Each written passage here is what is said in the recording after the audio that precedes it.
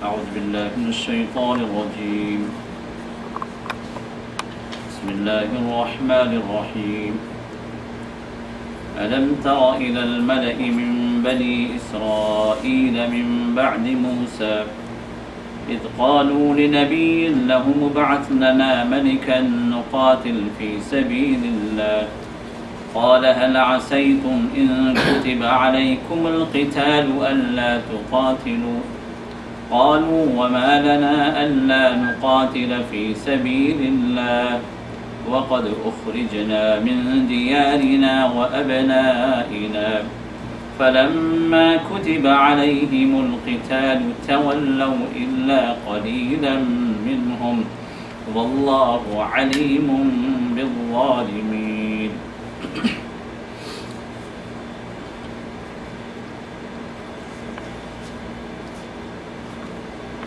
موسیٰ علیہ السلام کے بعد کیا تم نے بنی اسرائیل کی اس جماعت کو نہیں دیکھا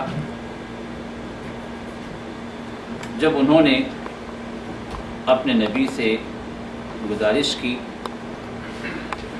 کہ ہمارے لیے ایک بادشاہ کو مقرر کر دیں تاکہ ہم اس کے ساتھ اللہ کی راہ میں جہاد کریں. تو نبی نے کہا هل عسیتم ان کتب علیکم القتال الا تقاتلوا کہ اگر تم پر جہاد فرض اگر ہو گیا تو پھر قریب ہے کہ تم لڑنے سے پیچھے ہو جاؤ, نہ لڑو. تو انہوں نے کہا وما لنا الا نقاتل فی سبیل اللہ, ہم کیوں اللہ کے راہ میں جہاد کرنے سے پیچھے ہٹیں گے. وقد اخرجنا من دیارنا وابنائنا, جبکہ ہم ہمارے اپنے گھروں سے نکالے گئے ہیں, ہمارے اپنے بیٹوں سے ہم محروم کیے گئے ہیں. فلما کتب علیہم القتال, تو لہذا جب ان پر قتال فرض ہوا, جہاد فرض ہوا, تولوا الا قلیلا منهم, تو پھر پیچھے ہٹ گئے, جہاد سے بھاگ نکلے. الا قلیلا منهم, سوائے چند لوگوں کی جو ان میں سے باقی رہے. واللہ علیم بالظالمین, تو اللہ تعالیٰ زیادہ بہتر جاننے والے ہیں ظالموں کے بارے میں. برادران اسلام, معزز سامعین, بزرگ اور عزیزوں, جو سلسلہ چل رہا ہے ہمارا اس درس کا اس عنوان سے کہ قرآنی واقعات کے روشنی میں ہمارے لیے دروس اور عبرتیں. تو سورہ بقرہ کے آغاز سے ان واقعات کا سلسلہ آپ کے سامنے پیش کیا جا رہا ہے. تو دوسرے پارے کی آخری یہ جو آیات ہیں, آیت نمبر 246 سے آیت نمبر 252 تک, ایک ہی سلسلے کی کڑی کی آیات ہیں جن کے اندر بنی اسرائیل کی ایک جماعت کا اللہ نے تذکرہ کیا, اور قرآن کے ان الفاظ سے اس بات کا اظہار ہو رہا ہے کہ یہ وہ جماعت ہے جو بنی اسرائیل کی قوم موسیٰ علیہ السلام کے بعد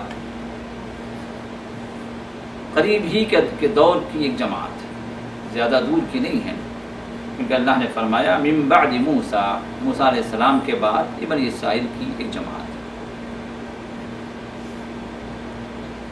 اور آگے ذکر آ رہا ہے کہ اس جماعت کے اندر داؤد علیہ السلام کا بھی ذکر ہو رہا ہے, اور داؤد علیہ السلام کی نبوت اس وقت تک ثابت نہیں.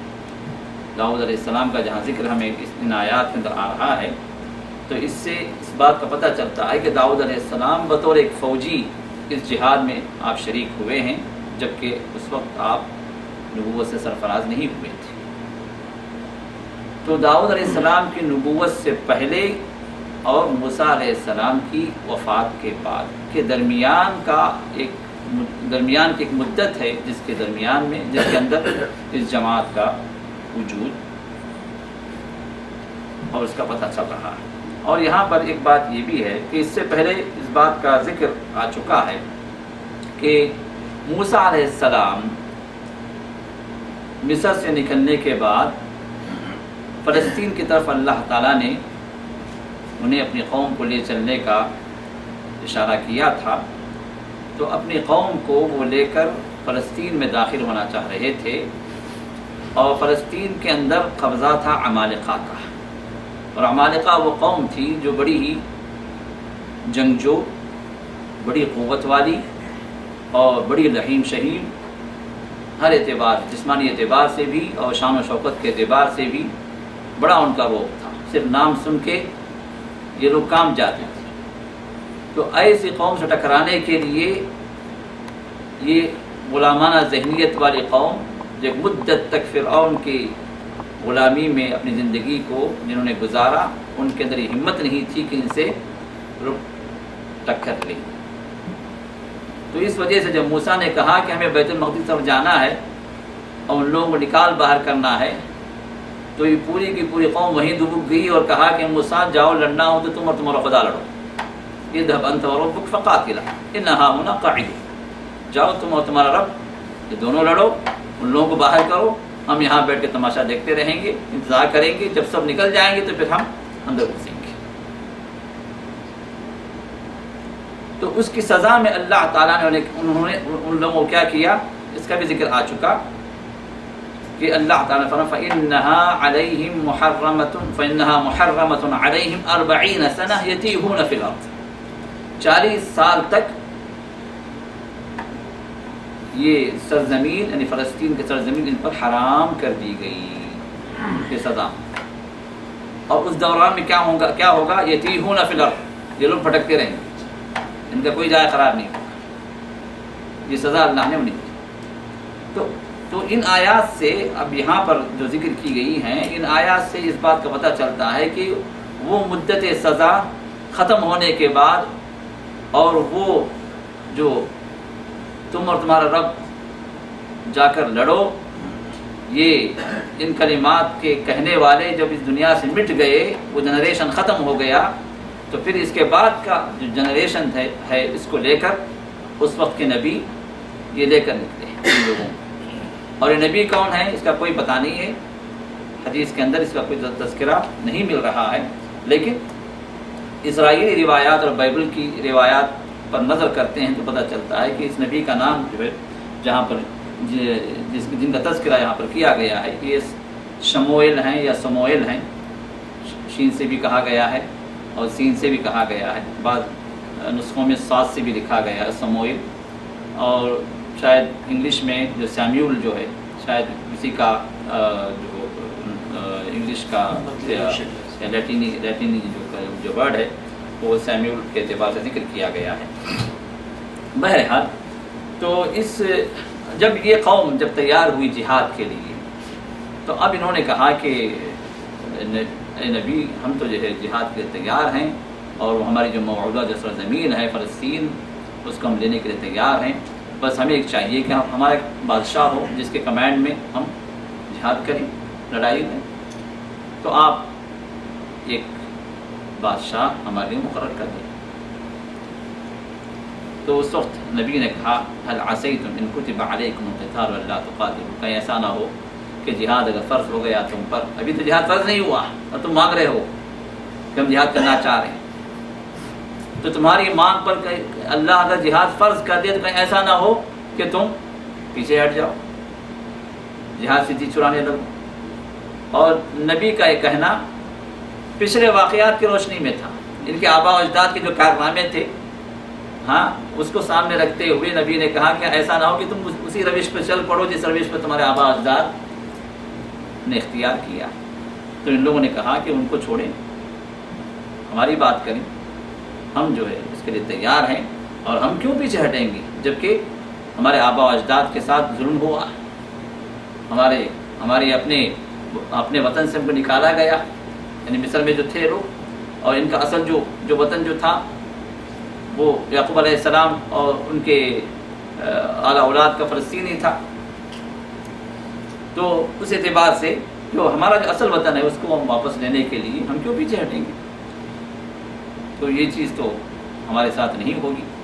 لیکن اللہ نے فرمایا فلما کتب علیہم القتال، جب ان پر جہاد فرض ہوا، یہ قتال فرض ہوا. یہاں پر جہاد سے مراد قتال ہے. اور قتال قرآن کریم کے اندر جہاں قتال کا لفظ آیا ہے تو اس سے مراد دشمن سے لڑنا، دشمن سے جنگ ہے، قوت کی جنگ ہے. اس وقت کے لحاظ سے تلوار کی جنگ یا اس سے جو ہے تیروں کی جنگ ہو، نیزوں کی جنگ ہو، یا آج کے دور کے اندر دشمن کے جو ہتھیار ہیں ان ہتھیار کا مقابلہ. تو ہتھیار سے مقابلہ یہ قتال، اس میں دوسرے معنی نہیں. لیکن جہاد کے جہاں الفاظ آئے ہیں وہاں قتال ہونا ضروری نہیں. جہاد کے جہاں الفاظ آئے ہیں وہاں جہاد فی سبیل اللہ اگر کہا گیا تو اس سے مراد قتال فی سبیل اللہ ہونا ضروری نہیں ہے، بلکہ قتال فی سبیل اللہ اس جہاد فی سبیل اللہ کی ایک آخری کڑی، ایک آخری کڑی جہاں پر ضرورت پڑ جائے کہ قتال اللہ کی راہ میں جہاں ضروری بن جائے کہ جس کے بغیر اللہ کی راہ پر انسان چل نہیں سکتا، کہ اللہ کا دین وہاں پر پنپ نہیں سکتا بغیر قتال کے، تو پھر وہاں پر قتال فی سبیل اللہ، جہاد فی سبیل اللہ میں داخل ہو جائے گا. ورنہ عمومی طور پر جہاد کا لفظ جہاں بھی استعمال ہوا ہے اس سے مراد اللہ کی راہ میں جد و جہد، اللہ کی راہ میں کوشش، اللہ کی دین کی سربلندی کے لیے انسان کے مقدر میں، اللہ نے مقدور میں اللہ نے جو کچھ بھی رکھا ہے، چاہے وہ مالی کوشش ہو، چاہے اس کی قوتوں کی کوشش ہو، قوتوں کے ذریعے سے، یا کہ لسانی کوشش ہو، یا کہ وقت کے اعتبار سے اللہ نے جو نعمت اس کو دی ہے اس نعمت کو اللہ تعالیٰ کی، اللہ کے دین کی سربلندی کے لیے وہ لگا دے، وہ اللہ کی اس مجاہدے میں، اس جہاد میں وہ شامل ہوگا. اور جہاں ضرورت اس بات کی پڑ جائے کہ اب وہاں پر قتال ضروری ہے، اس کے بغیر اللہ کا دین وہاں پر سربلند نہیں ہو سکتا، اس کے بغیر اللہ کے دین پر عمل نہیں کیا جا سکتا، تو پھر وہاں پر شروط اور ضوابط اور قواعد کے ساتھ قتال فی سبیل اللہ بھی اس جہاد میں شامل ہوگا. اب یہاں پر قتال کا لفظ استعمال ہوا تو اس سے مراد جنگ ہی، اس سے مراد دشمن سے لڑنا ہی ہے. تو نبی نے کہا کہ اگر ہو سکتا ہے تو اللہ نے فرمایا کہ جب ان پر قتال فرض ہوا، جنگ فرض ہوئی، تو پھر یہ لوگ واپس ہو گئے، اس بات پر قائم نہیں رہے جس کا انہوں نے عہد کیا تھا، سوائے چند لوگوں کے، سوائے چند کے. تو اللہ نے فرمایا واللہ علیم بالظالمین، اللہ زیادہ بہتر جاننے والے ہیں ظالموں کو.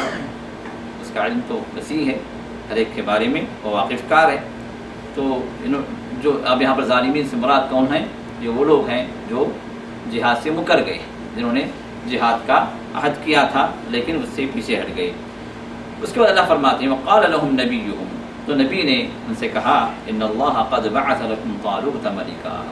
ایک بادشاہ کی طلب تھی نا، جس کے جھنڈے تلے، جس کے کمانڈرشپ میں تم جہاد کرو گے. تو اب اللہ نبی نے کہا کہ ان اللہ قد بعث، کہ اللہ نے تم پر طالوت کو بادشاہ مقرر کیا. اب یہاں پر بادشاہ کی تعین کہاں سے ہوئی ہے؟ وحی کے ذریعے سے، رب سے ہوئی. یہ خود اپنی طرف سے نبی نے نہیں کہا کہ اس کو چن لو. اب یہ طالوت کون تھے؟ یہ بیچارے غریب آدمی تھے، یہ مالی اعتبار سے کوئی قابل ذکر انسان نہیں تھے، معاشرے کے ایک عام سے فرد تھے، لیکن ان کے اندر کچھ خصوصیات تھیں. تو ان خصوصیات کی بنا پر اللہ تعالیٰ نے ان لوگوں پر بادشاہ کو ان کو متعین کیا کہ یہ ان کے بادشاہ بنیں گے. اب قوم جس کے لیے تیار نہیں، بھئی یہ ہماری کون سے جو ایسے سر چڑھے ہیں، یا کہ کون سے جو ہمارے سربراہوں کے خاندان سے ہیں، کیونکہ بادشاہوں کا خاندان بھی ان کے اندر چلا آ رہا تھا، جیسے نبوت کا خاندان ایک چل رہا تھا ان کے اندر، بنی اسرائیل کے اندر، اس طرح شاہوں کا خاندان بھی ایک چل رہا تھا. تو اب اس خاندان سے یہ طالوت نہیں تھے، تب تسلیم کرنے سے انہوں نے انکار کر دیا. تو انہوں نے کہا قالو، انہوں نے کہا کہ انا یکون لہ الملک، بادشاہت اس کے نصیب میں کہاں سے بادشاہت ہے بھائی؟ یہ بادشاہ کیسے بن جائے گا ہمارا؟ وَنَحْنُ أَحَقُّ بِالْمُلْكِ مِنْهُ، اگر ویسے اگر دیکھا جائے تو اس سے بہتر ہمیں بادشاہت مل جاتی. وَلَمْ يُؤْتَ سَعَةً مِنَ الْمَالِ، اور مالی وسعت ان کے ساتھ کچھ ہے ہی نہیں، مالدار نہیں ہے وہ، پھر بادشاہ کیسے بنے گی؟ تو نبی نے کہا ان اللہ اصطفاہ علیکم، کہ اللہ نے تم پر اس کو چنا، اس کو اختیار کیا، اللہ کا اختیار ہے، یہ میرا نہیں ہے۔ وزادہ بسطۃ، خصوصیات کیوں اللہ نے چنا ہے، وزادہ بسطۃ فی العلم والجسم، اور اللہ تعالیٰ نے علم میں اور جسامت میں دونوں میں اللہ نے اس کو فوقیت دی ہے تم پر، بڑے رحیم شہیم بھی تھے، اور عقل اور علم کے اعتبار سے بھی قوم کے اندر ان کا ایک مرتبہ تھا۔ معلوم ہوا کہ بادشاہت کے لیے جہاں ظاہری قابلیت مطلوب ہے، وہاں پر علم و عقل اور دانش یہ بھی ایک اہم چیز ہے۔ علم و عقل کے بجائے، علم و عقل کے بغیر صرف ایسے ہی صرف جسامت پر یا کہ مالی وسعت پر اس کو بنا دیا جائے، وہاں پر بگاڑ، یہ زیادہ بگاڑ کے امکان ہے۔ اور دوسری بات جو بات سمجھ میں آتی ہے، یہاں پر بادشاہت کا جو لفظ استعمال ہوا، یہ بادشاہ کو جو بنایا جا رہا ہے وہ نبی کے ذریعے سے بنایا جا رہا ہے۔ اس کا مطلب یہ ہے کہ اسلام کے اندر بادشاہت مسلم ہے، بادشاہت مسلم ہے، جمہوریت نہیں ہے۔ جمہوریت کا جو نظام ہے یہ کافرانہ نظام ہے۔ جمہوریت کے اندر یہ ہے کہ by the people for the people, ہاں جی، اور کیا ہے بھائی، آف دا پیپل، یہ فرام دا پیپل، یہ سب پیپل ہی پہ ہے، جو آخر میں پلپلے ہو جاتے ہیں سب۔ کسی کو کوئی سمجھ نہیں کہ کس کو جو ووٹ دے، کون عقل والا ہے، کون علم والا ہے، کون کس کی قابلیت ہے۔ ہر آدمی ہر کوئی سناکس آگے بڑھ رہا ہے اس کو بنانے کے لیے، اس کو بنانے کے لیے۔ اسلام کا نظام نہیں ہے۔ اسلام اگر چنتا بھی ہے کہ سربراہ کو، تو اہل الحل والعقد، جو عقل والے ہیں، جو ذی شعور ہیں، جو معاشرے کی جو کریم ہیں، ان کو اختیار دیتا ہے کہ تم اختیار کرو۔ جو شورا کے اعتبار سے اسلام کے اندر کئی نظام رکھے گئے ہیں کہ ایک اسلامی سربراہ کو، ایک ملک کے سربراہ کو کیسے اختیار کیا جائے۔ تو بادشاہت ایک اہم ایک نقطہ ہے جس کے ذریعے سے سربراہ کو تسلیم کیا جائے گا۔ اسی طرح شورا کے اعتبار سے جیسے عمر رضی اللہ تعالیٰ عنہ نے اپنے بعد شورا کمیٹی بنا دی 6 آدمیوں کی، کہا کہ ان 6 میں سے اختیار کیا جائے گا، 6 کی تعین۔ اور ابو بکر نے اپنے بعد متعین کر دیا ایک، اور عمر تعین ہو، ان کی نظر کے اعتبار سے جو مناسب ہے، اسلامی حکومت کے جو قابل ہے، اس کو انہوں نے متعین کر دیا۔ تو اس طرح بادشاہت کا جو وجود ہے یہ اسلامی اعتبار سے قابل تسلیم ہے۔ اور اگر دیکھا جائے تو جمہوریت کے مقابلے میں بادشاہت کے بہت سارے فوائد ہیں، اور اس کے مقابلے میں جو جمہوریت کا جو نظام ہے ایک کافرانہ نظام ہے، جس کے تحت اسلامی قوانین کی پامالی ہے، اور جس کے تحت اللہ تعالیٰ کے حکم کی خلاف ورزی بھی وہاں پر عمل میں آتی ہے۔ بہرحال ہمارا وہ موضوع نہیں ہے کہ جو ہے بادشاہت جمہوریت کے فوائد و نقصانات پہ ہم یہاں پر ذکر کریں، لیکن اس ضمن میں جو بات آئی ہے کہ یہاں پر نبی کے ذریعے سے بادشاہ کی تعین ہوئی۔ اگر بادشاہت کا نظام اگر غلط اگر ہوتا تو نبی کے ذریعے سے اللہ تعالیٰ اس کا عمل میں نہیں لاتے۔ قوم نے نبی سے مانگا کہ ہمیں ایک بادشاہ چاہیے، تو اللہ تعالیٰ ذکر کر دیتے کہ نہیں، بادشاہت والا نظام جو سب غلط ہے، ایک اور نظام جو تمہارے پاس جمہوریت کا ہو یا کہ کوئی اور نظام ہو، اس نظام کا عمل میں لائیں گے۔ لیکن نہیں، بلکہ اللہ تعالیٰ جو ہے نبی کے ذریعے سے اللہ تعالیٰ فرماتے ان اللہ قد بعث لکم طالوت ملکا، کہ اللہ تعالیٰ نے تمہارے لیے طالوت کو بطور بادشاہ متعین کیا، یہ اللہ کی طرف تعین۔ تو اس سے معلوم ہوا کہ بادشاہت کا جو نظام ہے، نظام اسلام کو مخالف نہیں بلکہ اسلام اس کی حمایت کرتا ہے۔ آگے پھر اس کے بعد قوم نے کہا کہ ٹھیک ہے ابھی اللہ کی طرف سے ٹھیک ہے، اب دیکھیں نبی کی بات یقین نہیں ہے، اب کہہ رہے ہیں کہ جو اللہ کی طرف سے ہے ٹھیک ہے، لیکن ثبوت کیا ہے؟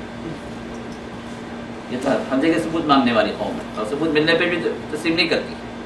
اب یہاں پر انہوں نے کہا کہ ثبوت کیا ہے اس کا کہ یہ اللہ کی طرف سے، تو نبی نے کہا کہ اس کا ثبوت یہ ہے کہ ان آیت ملک ہی ان یأتیکم التابوت فیہ سکینۃ من ربکم، کہ تمہارے پاس تابوت آئے گا.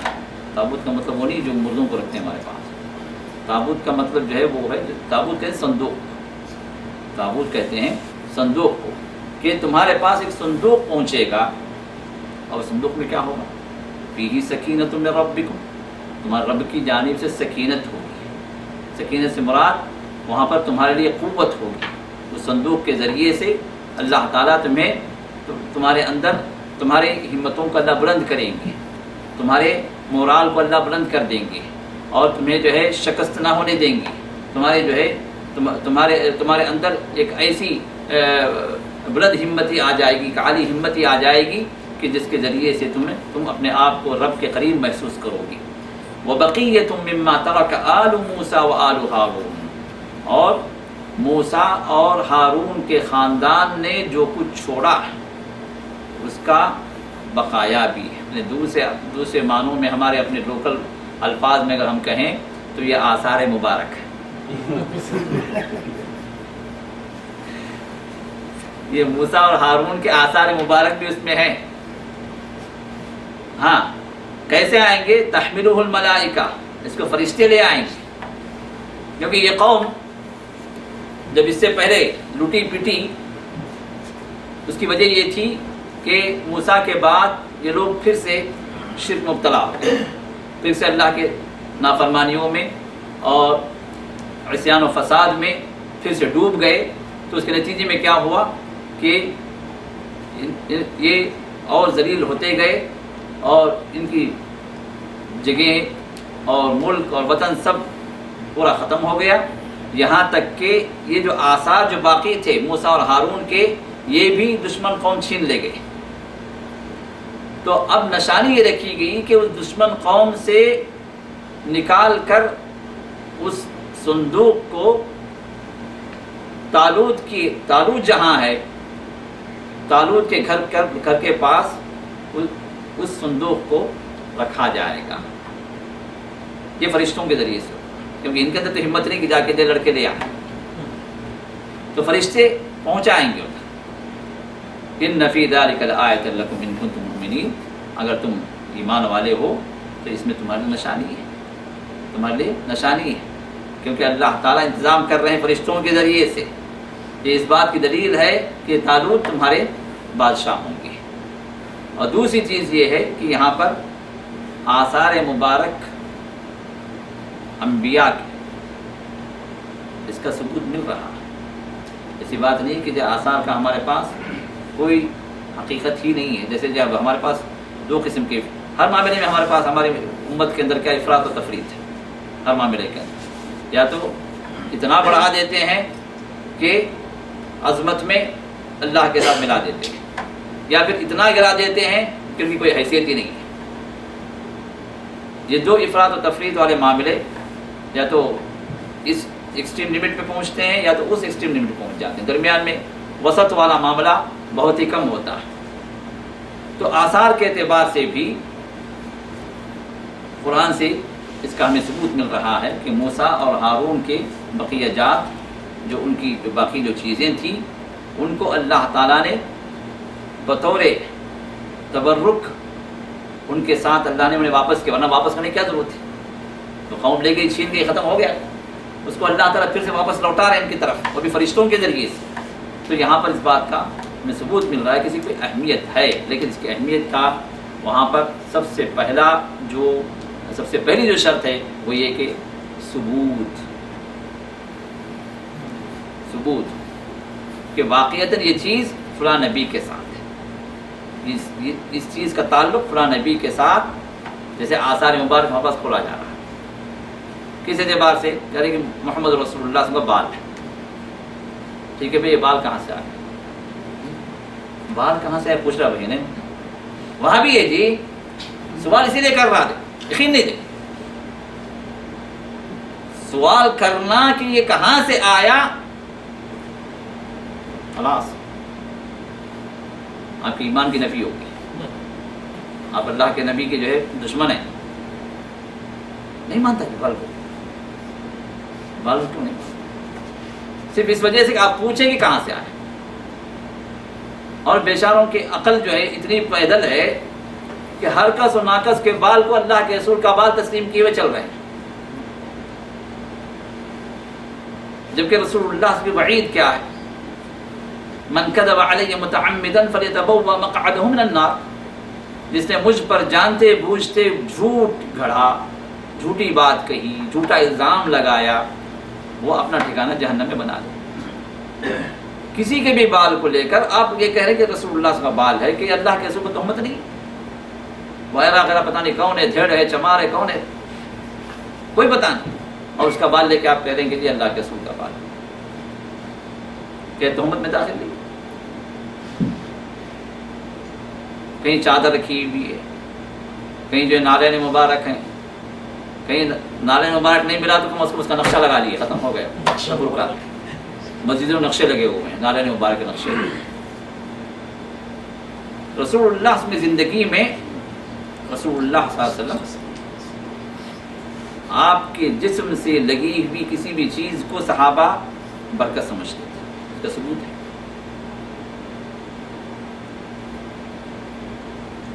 رسول اللہ صلی اللہ علیہ وسلم کی طرف قریش سے ایک وفد آیا،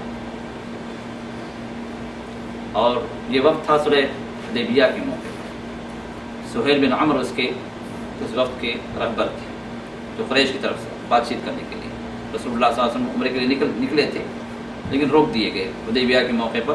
حدیبیہ کے مقام پر آپ نے پڑاؤ ڈال دیا، اور آپ نے عثمان کو بھیجا تھا بات چیت کرنے کے لیے، لیکن عثمان وہاں پر دیر کر دیے واپس آنے میں۔ تو درمیان میں یہ بات اطلاع ملی کہ سہیل بن عمرو بات چیت کے لیے آ رہے قریش کی طرف سے۔ تو یہ جب آئے تھے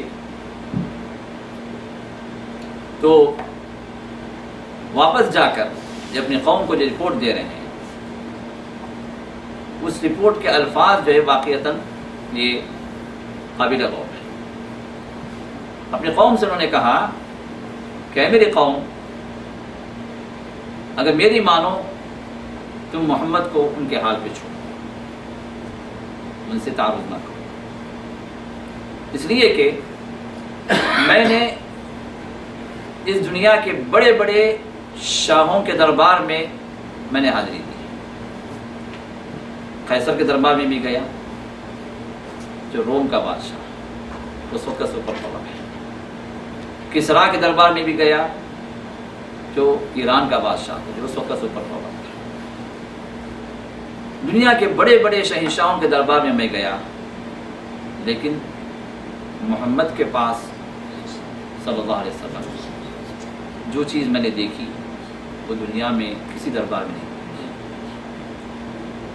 جب وضو کے لیے وہ کھڑے ہوتے ہیں، یہ ان کا بیان ہے، جو ان کے آنکھوں دیکھا منظر ہے، کہہ رہے ہیں کہ جب محمد وضو کے لیے کھڑے ہوتے ہیں تو وضو کا پانی ان کے چہرے سے، ان کے ہاتھوں سے ٹپکنے لگتا ہے، تو ان کے ساتھی جو صحابہ، ان کو ہم صحابہ کہیں گے، تو انہوں نے کہا صحابی، انہوں نے کہا ساتھی، تو ان کے ساتھی اس پانی کو نیچے نہیں گرنے دیتے، اس پانی کو اپنے ہاتھوں میں لیتے ہیں، اپنے جسموں میں مل دیتے ہیں، اگر وہ تھوکتے ہیں تو تھوک ان کا زمین پہ گرنے نہیں دیتے، یہ ان کا بیان۔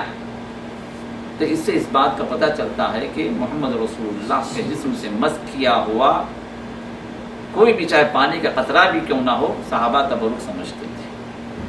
اور ام ہانی کا وہ واقعہ بھی ہمیں پتہ چلتا ہے کہ جس میں رسول اللہ کے پسینے کو انہوں نے چمڑے کے اس بستر سے انہوں نے جمع کر دیا، جس میں رسول اللہ صلی اللہ علیہ وسلم گرمی کے وقت میں آپ آرام کر رہے تھے، تو جسم سے جو پسینہ نکلا تھا اس پسینے کو انہوں نے جمع کر لیا۔ جب رسول اللہ صلی اللہ علیہ وسلم جب اٹھے تو دیکھا کہ جمع کر رہی ہیں، تو آپ نے فرمایا کہ ام ہانی کیا کر رہی ہو؟ تو کہا کہ یا رسول اللہ صلی اللہ علیہ وسلم